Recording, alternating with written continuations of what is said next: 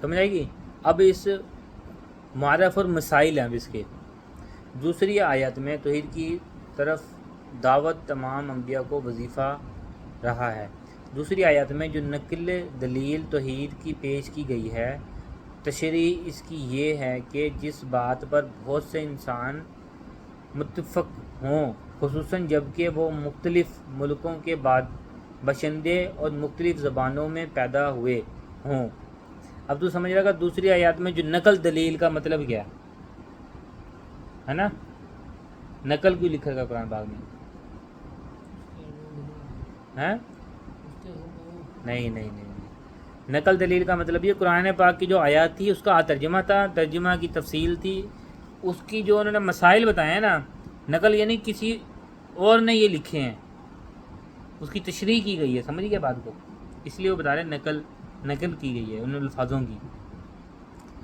اچھا، اس کی یہ ہے کہ باشندے مختلف اس بات پر بہت انسان متفق ہوں، خصوصاً جبکہ وہ مختلف ممالک کے باشندے مختلف زبانوں میں پیدا ہوئے ہوں اور درمیان میں سینکڑوں ہزاروں برس کا فاصلہ اور ایک کی بات دوسرے تک پہنچنے کا کوئی ذریعہ بھی نہیں۔ اس کے باوجود جو اٹھتا ہے وہی ایک بات کہتا ہے جو پہلے لوگوں نے کہی تھی، اور سب کے سب ایک ہی بات اور ایک ہی عقیدے کے پابند ہوتے ہیں، تو فطرت اس کے مقبول کرنے پر مجبور ہوتی ہے۔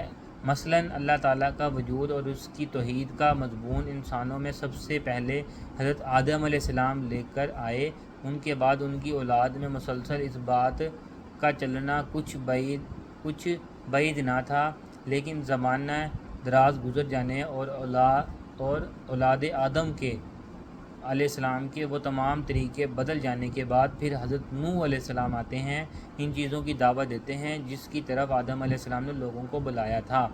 ان کے زمانہ دراز گزرنے کے بعد ابراہیم علیہ السلام، اسحاق علیہ السلام اور یعقوب علیہ السلام ملک عراق شام میں پیدا ہوتے ہیں اور ٹھیک وہی دعوت لے کر اٹھتے ہیں۔ پھر موسیٰ علیہ السلام، ہارون علیہ السلام اور ان کے سلسلے کے انبیاء آتے ہیں اور سب کے سب وہی ایک کلمہ توحید بولتے ہیں اور وہی دعوت دیتے ہیں۔ ان پر زمانہ دراز گزر جانے کے بعد عیسیٰ علیہ السلام وہی دعوت لے کر اٹھتے ہیں اور آخر میں سید الانبیاء سیدنا محمد مصطفیٰ صلی اللہ علیہ وسلم وہی دعوت لے کر تشریف لاتے ہیں۔